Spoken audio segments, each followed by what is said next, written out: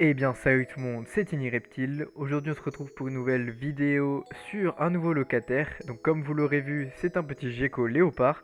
Donc aujourd'hui je vais vous le présenter, je vais aussi vous présenter l'aménagement de son terrarium et son maintien. Donc je vais vous le présenter, vous allez voir il est vraiment très mignon. On se retrouve juste après l'intro.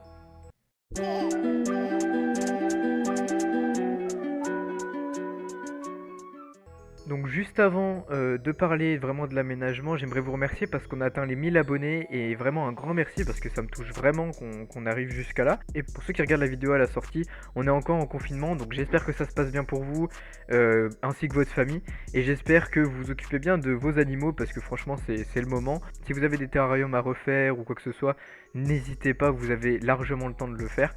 Donc voilà, donc maintenant je vais vraiment parler de l'aménagement du terrarium. Comme vous le voyez, je suis déjà en train de commencer, donc je place de l'argile naturelle avec 20% de sable environ, voire même moins.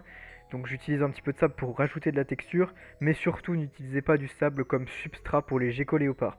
Je pense que ceux qui se renseignent et ceux qui en élèvent le savent déjà, mais surtout n'utilisez pas de sable car ça fait des occlusions. Enfin, il y a beaucoup de risques, en tout cas, qu'ils fassent des occlusions en avalant du sable.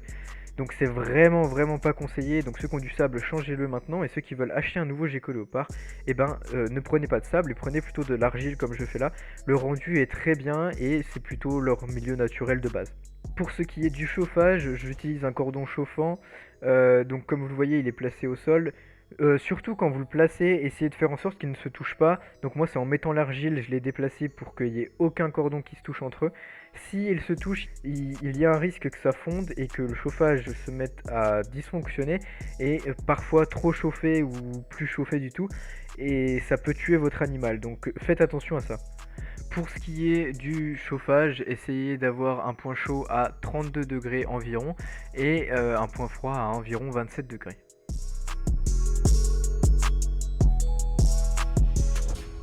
Donc une fois la première couche de faite, donc tout le substrat, je commence à mettre des cachettes.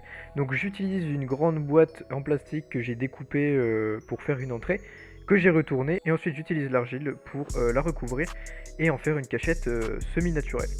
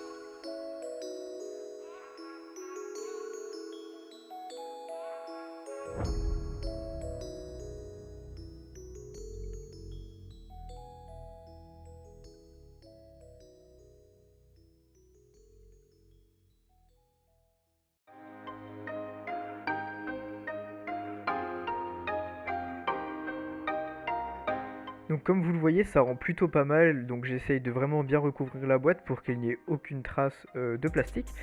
Ensuite, je vais placer une deuxième cachette au point froid. Donc là, ça va être la boîte humide, donc c'est pour ça que j'ai pris un couvercle que j'ai renforcé ensuite avec du fil de fer pour pas que ça s'effondre sous le poids de l'argile. Donc tout simplement, voilà, je vais recouvrir d'argile exactement comme tout à l'heure. Et dedans, je mettrai de la sphaigne pour l'utiliser comme boîte humide.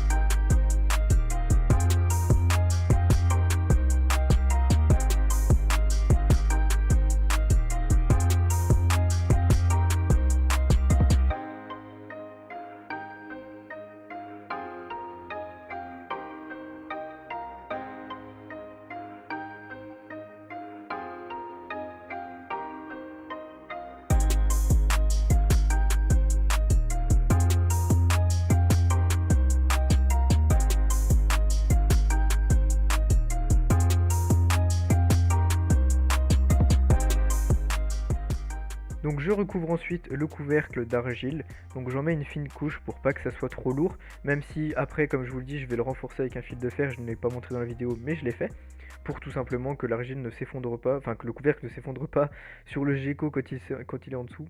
Donc vraiment faites attention à ça, vérifiez bien que tout est solide, c'est très important. Donc voilà, donc je vais utiliser pas mal d'argile dans ce terrarium comme vous le voyez, donc prévoyez pas mal de kilos d'argile parce que ça part vite. Donc ensuite je vais reposer le couvercle et je vais mettre quelque chose en dessous pour le maintenir debout le temps que ça sèche. N'utilisez pas quelque chose en carton comme moi je l'ai fait parce que avec l'humidité il a ramolli et donc ce n'était pas très utile, donc j'ai dû refaire le couvercle que j'ai posé tout simplement en fait sur une surface plate et que j'ai fait sécher et qu'ensuite j'ai rajouté. Donc je vous conseille de faire plutôt comme ça. Je place ensuite des pierres, donc essayez d'avoir la même teinte au niveau des pierres, comme ça fera beaucoup plus naturel. Donc là c'est une teinte assez claire, comme ça fait... Je trouve que ça rappelle un petit peu le côté désertique. Je vais placer mes pierres de plusieurs manières. Là je vais tester une manière, mais en fait vous allez voir qu'après je les change complètement, puisque ça ne me plaisait pas forcément. Donc j'ai tout rechangé ensuite.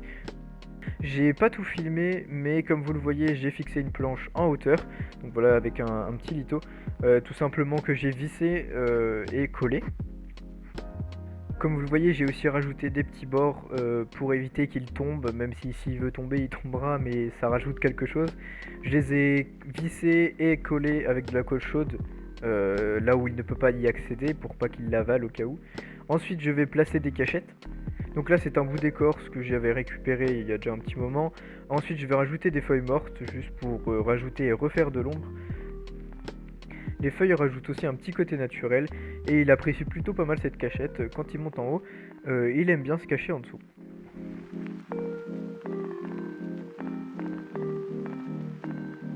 C'est là le moment long, c'est le moment où il faut attendre que ça sèche et ça met au moins 48 heures. Donc ensuite je vais rajouter quelques branches, donc ça c'est des racines complètement sèches et ça fait un peu branche morte désertique, donc j'aime beaucoup. Donc voilà la petite cachette finale. Comme vous le voyez j'ai fait aussi un petit pont, donc c'est un petit pont avec du bois mort que j'ai vissé, collé, tout ça. Faut faire attention qu'il ne puisse pas accéder à des vis ou à de la colle, qu'il ne puisse pas l'avaler. Donc c'est avec le bois que j'ai récupéré dans le terrain du Gecko Tokay, comme vous le voyez, donc voilà, le petit mâle qui est toujours ici, que je vous donnerai des nouvelles très bientôt. Donc ça c'est la boîte humide, donc comme vous voyez j'ai mis de la sphaigne, donc dedans on met de la sphaigne humide et non détrempée, juste humide pour qu'il puisse faire sa mue. Donc comme vous le voyez, voilà, donc j'avais déjà rajouté le fil de fer. On rajoute une gamelle d'eau avec quelques pierres, et puis on rajoute aussi une petite gamelle de calcium. Bon là il en a foutu un petit peu partout, mais voilà, et donc voici le terrarium une fois fini.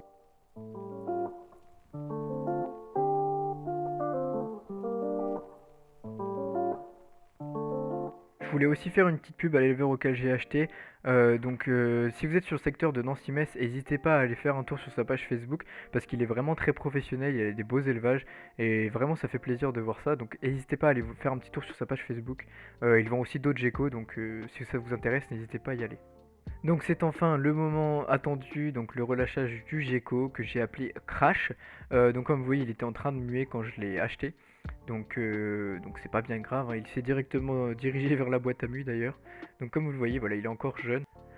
Donc je vais vous mettre quelques petites photos pour que vous voyez quand même à quoi il ressemble, puisqu'il s'est vite caché et ça fait pas très longtemps que je l'ai, donc je vais éviter de trop le déranger.